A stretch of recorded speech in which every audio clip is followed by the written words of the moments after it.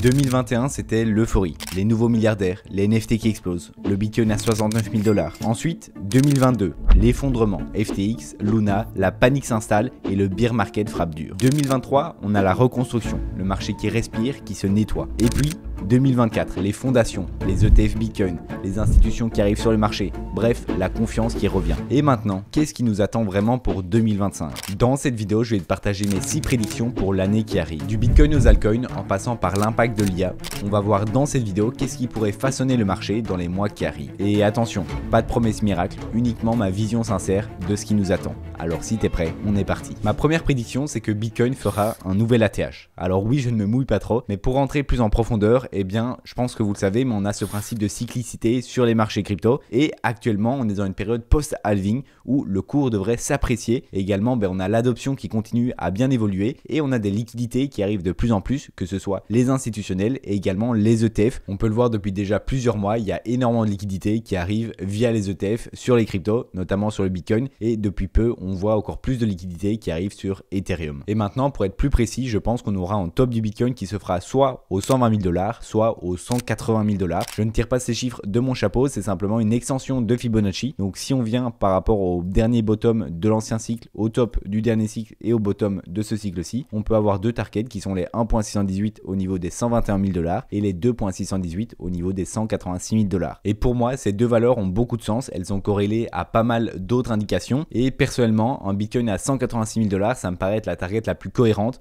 Maintenant, on pourrait très bien aussi s'arrêter plus tôt. Ça va dépendre un petit peu de la suite du cycle, de la temporalité également. Mais voilà, c'est deux targets que je vais bien surveiller et c'est deux targets sur lesquels je vais prendre beaucoup de profit. Au niveau du timing, c'est toujours très compliqué à prédire et ça reste vraiment que mon propre avis. C'est pas du tout en conseiller l'investissement, mais personnellement, j'opterais plus vers le Q3 2025, donc aux alentours de l'été 2025, peut-être août, septembre 2025. C'est des targets qui me paraissent cohérentes en termes de timing. Surtout, n'hésitez pas à aller voir ma vidéo que j'avais fait il y a quelques mois où j'avais pris par rapport aux anciens cycles, où est-ce qu'on pourrait aller à ce cycle-ci et j'avais cette target de août-septembre 2025. Maintenant, ça reste que des prédictions. Si je vois que dans les prochains mois, le cycle s'accélère, que le Bitcoin va toucher les 120, voire les peut-être 150 000 $, je reverrai mon plan et je vais pas attendre d'arriver en septembre pour vendre et prendre des profits. Ensuite, ma deuxième prédiction, c'est que les altcoins surperformeront le Bitcoin en 2025. Ça, c'est vrai que c'est quelque chose que beaucoup attendent depuis longtemps et pour ça, il faut bien comprendre le principe de déversement de liquidité. C'est vrai que ça, c'est quelque chose que je parle énormément dans mes vidéos parce que pour moi, c'est vraiment un aspect fondamental pour bien comprendre les cyclicités. Mais pour faire simple, le déversement de liquidité, c'est simplement le fait qu'il y a un ordre où les liquidités vont se déverser. Donc ça va d'abord être sur le Bitcoin et c'est pour ça que durant toute la première phase du cycle, eh bien moi j'étais positionné sur Bitcoin et c'est lui qui a surperformé l'ensemble du marché. À part, on peut trouver quelques exceptions, je pense par exemple au Solana ou sûrement d'autres cryptos. Mais voilà, dans l'ensemble, si on regarde par rapport à tout le marché global, eh bien c'est clairement Bitcoin qui a surperformé et c'est pour ça, comme je le mets ici, que la Bitcoin dominance monte et c'est pour ça que depuis un an, presque 2 ans, on a une Bitcoin dominance qui ne fait que monter, passant de 40% à presque 60% actuellement. Et ensuite, après le Bitcoin, eh bien on va voir un déversement de liquidité sur Ethereum et puis sur les altcoins et puis sur les shitcoins. À savoir que Ethereum et altcoins, ça peut se passer plus ou moins en même temps et que dans les altcoins et les shitcoins, eh bien on peut faire des sous-catégories avec des high cap, mid cap et low cap. Les high cap, ça va par exemple être le top 10 des altcoins, mid cap jusqu'au top 100 et low cap en dessous du top 100. Et c'est souvent dans cette période où les gens vont faire le plus de profit. On appelle d'ailleurs cette période l'altcoin season comme je le mets ici et c'est vraiment ce que beaucoup attendent et je pense que beaucoup l'attendaient déjà pour 2024. Moi personnellement, j'attendais encore des signaux de retournement au niveau de la Bitcoin dominance. On peut d'ailleurs venir la voir juste ici. Vous voyez que la Bitcoin dominance en 2022, elle était ici à 40% et que pendant 2 ans, eh bien elle est montée jusqu'à 60% et c'est seulement maintenant où on peut voir un retournement en fait. On voit que les plus hauts sont plus bas que les précédents et donc dès qu'on viendra casser ici les 55%, eh bien ça fera une confirmation comme quoi on est sur un retournement de tendance et que donc les altcoins vont prendre la majorité des liquidités et Bitcoin devrait normalement sous-performer les altcoins. Et donc si on précise ma théorie, ça ferait que le top aurait été trouvé le 18 novembre et donc c'est à cette date qu'on passe de la phase 1 où c'est le Bitcoin qui surperforme l'ensemble du marché à la phase 2 où c'est Ethereum et les altcoins. Et c'est pour ça que depuis quelques semaines, eh bien moi je m'expose fortement aux altcoins. C'est la semaine dernière où j'ai vendu mes derniers Bitcoins parce que là je suis vraiment full exposé en altcoin. Alors j'ai une grosse partie de mon bac qui est aussi en Ethereum, mais voilà, je suis ce principe de déversement de liquidité et pour moi actuellement on est vraiment dans l'année où on peut faire le plus de profit parce que c'est l'année où tous les altcoins vont prendre énormément de valeur. Je peux tout simplement le montrer en enlevant déjà les dessins et en me mettant en 12 mois pour regarder année par année. Et on peut voir qu'on a vraiment ce principe de 3 années où on va être vert, donc 3 années où la Bitcoin dominance va monter, puis une année rouge. Cette année rouge, ça signifie que tous les flux vont de Bitcoin vers les altcoins et que donc les altcoins surperforment l'ensemble du marché. Et actuellement, on peut le voir, on a eu ces 3 bougies vertes durant 2022, 2023 et 2024. Et maintenant, pour 2025, qu'est-ce que j'attends? Eh bien, c'est une bougie rouge. Aussi forte que les deux précédentes, je ne pense pas. Mais déjà, si on a une bougie rouge qui revient autour des 45%, ça serait déjà énormément de liquidité qui arriverait sur les altcoins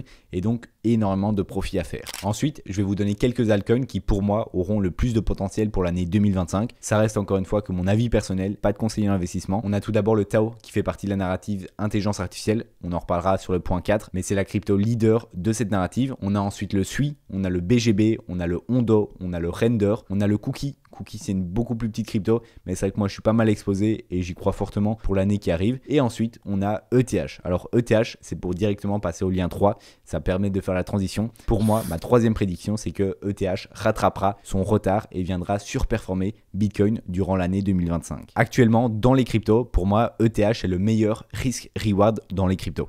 Il n'y a pas mieux en termes de risque que vous allez prendre parce que ETH, c'est vraiment quelque chose de solide. Il a déjà montré ses preuves, il est là depuis plusieurs cycles et il continue à être utilisé. Alors oui, il y a des nouvelles blockchains qui sont apparues qui, sur le papier, ont l'air d'aller mieux, mais ils n'ont pas l'ancienneté et l'expérience d'ETH. Et c'est pour ça que actuellement, vu le retard qu'il y a sur ETH, ETH n'a toujours pas fait son ATH comparé à Bitcoin, donc il a vraiment beaucoup de retard comparé à Bitcoin et même à l'ensemble du marché. Pour moi, ETH est un super candidat à avoir dans son portefeuille. Alors bien sûr, ça ne sera pas la crypto avec laquelle vous allez faire en x20. C'est pas une toute petite crypto, c'est la deuxième crypto la plus capitalisée, mais c'est un asset dans votre portefeuille où vous pouvez avoir une certaine sécurité. C'est-à-dire que c'est pas ETH qui va faire en divisé par 10. En fait, c'est une crypto où il y a beaucoup de sécurité comparé au potentiel qu'il peut y avoir. C'est toujours ça le risk reward. C'est pas simplement le fait de faire x10 ou x20. C'est le risque que vous allez prendre. Sur ETH, il est faible par rapport au potentiel que vous pouvez faire. Et au niveau du potentiel, je vous ai fait une vidéo que vous pouvez regarder juste ici sur pourquoi 2025 sera l'année d'Ethereum où j'ai vraiment pris point par point, donc ça va beaucoup plus dans les détails. N'hésitez vraiment pas à les voir, elle est vraiment bien cette vidéo. Et dans cette vidéo, je donne deux targets de prix pour ETH, les 8000 $ et les 14 000 $. Pour moi, 8000 $, c'est une target qu'on peut aller chercher très facilement, surtout que en fait, les institutionnels rentrent de plus en plus. On le voit depuis quelques semaines, et bien il y a de moins en moins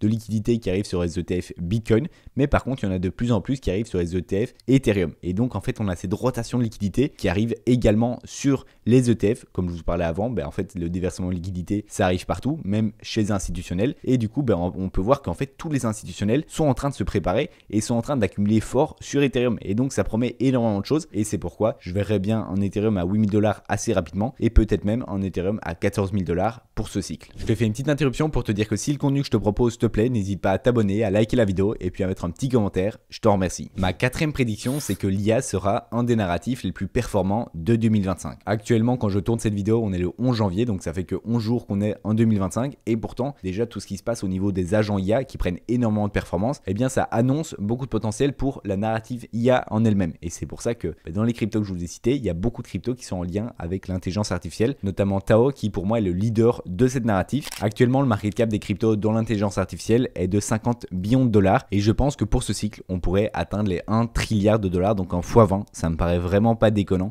Alors oui, c'est une target qui est même assez haute. On pourrait d'abord viser les 500 billions, donc en x10, ça serait déjà très cohérent. Mais voilà, je pense qu'il y a vraiment beaucoup de performance et il y a encore beaucoup de place à aller chercher. Je peux d'ailleurs vous le montrer avec cette image qui montre la comparaison entre la narrative DeFi, donc en 2020-2021, et la narrative IA. Donc la narrative IA, c'est la zone verte juste ici. Et pour moi, on est sur des points qui sont vraiment assez similaires parce que en 2021, c'était vraiment le boom de la DeFi et en 2025, ça pourrait être le boom de l'intelligence artificielle. Et donc, on pourrait voir facilement en x5, x10, x20. Ça peut paraître assez énorme en quelques mois, mais en fait, toutes les avancées qu'on a sur l'intelligence artificielle en ce moment, ça fait quoi? Ça fait 3 ans que chaque mois, il y a des nouveautés qui sont vraiment énormes. Pour 2025, il y a GPT-5 qui est prévu également, donc ça pourrait faire un boom assez puissant.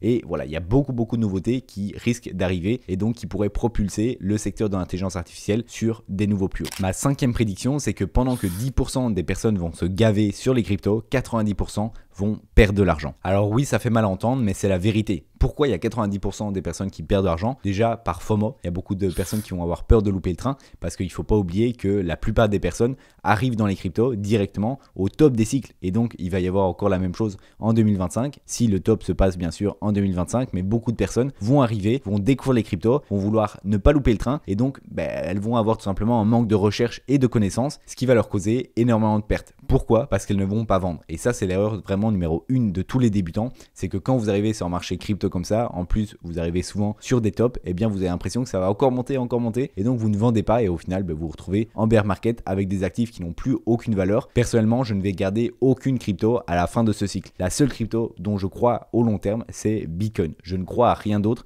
même Ethereum, même Solana, même d'autres cryptos. Je ne vais pas les hold, je vais uniquement essayer de recharger sur des points bas le maximum de Bitcoin parce que c'est le seul actif auquel je crois sur le long terme. Et également, dans les phases de bull market, il y a énormément de rugs et de scams et donc tous les débutants et même les personnes un petit peu moins expérimentées vont perdre beaucoup de fonds en se faisant rug et en se faisant scam leur wallet. Donc ça, c'est aussi quelque chose qu'il faut bien faire attention en sécurisant vos fonds parce que c'est tellement con de faire beaucoup de profit et au final de tout se faire voler par une erreur de sécurité. Et si je devais vous donner 3 conseils pour faire partie des 10% gagnants, le premier, ça serait d'avoir un plan, d'avoir des points d'entrée, des points de sortie. Vraiment, comme je vous l'ai dit, ne pas être cette personne qui ne vend pas et qui se retrouve avec un wallet divisé par 10. Deuxième conseil, ça serait de diversifier. Ne mettez pas tout sur un même actif ou ne mettez pas plus de 50% de votre portefeuille sur un même actif. Pour moi, autour des 20-30% maximum sur un actif, c'est déjà très très bien. Et aussi diversifier sur plusieurs narratives parce que c'est bien de diversifier sur plusieurs cryptos, mais si toutes vos cryptos sont sur une narrative précise et que cette narrative ne performe pas, c'est très con. Donc essayez de diversifier au maximum. Et troisième conseil, ça va être de comprendre les bases du marché. Donc tout ce qui va être cyclicité, tout ce qui va être rotation de liquidité, également quelques indicateurs comme le RSI. Le RSI, ça peut beaucoup aider pour voir un petit peu où on se situe par rapport au marché. Le Crypto Fear and Greed, ça peut aussi vous donner une idée pour voir si la plupart des gens sont dans la peur ou sont dans l'euphorie. Quand on arrive sur des niveaux qui sont trop euphoriques pendant trop longtemps, ça peut montrer un top de marché. Donc voilà, il y a plein de petites choses à prendre par-ci par-là, mais essayez au maximum d'avoir un plan. Pour moi, c'est vraiment la chose la plus importante. Et enfin, sixième prédiction, c'est que les institutionnels et les pays auront un impact qui est énorme pour 2025. Alors on a déjà pu le voir avec pas mal de pays qui mettaient des réserves en place en crypto-monnaie, également les États-Unis qui ont prévu pas mal de choses. Enfin, Donald Trump, on va voir ce qu'il met en place. Mais en tout cas, c'est des choses qui, je pense, vont être de plus en plus appliquées aux pays et aux institutions. Également, il y aura de plus en plus de régulation. Donc ça peut être vu comme négatif. Mais je pense qu'on est obligé de passer par là pour une bonne évolution du secteur. Maintenant, on a souvent tendance à idolâtrer tout ce qui est pays et institutions en se disant qu'ils vont avoir des entrées parfaites, des sorties parfaites, etc. Mais il ne faut pas oublier que ça reste des humains derrière, ça reste la psychologie humaine. Et donc, ça ne m'étonnerait vraiment pas qu'on ait des pays, des institutions qui rentrent trop tard sur le marché, qui FOMO. Et donc, il y aura aussi pas mal de retardataires, je pense. Et ça ne sera pas le cycle le plus évident pour tout le monde, mais en tout cas je pense qu'on aura déjà une première vague d'institutions et de pays qui commenceront à tracer la route et ça c'est super important.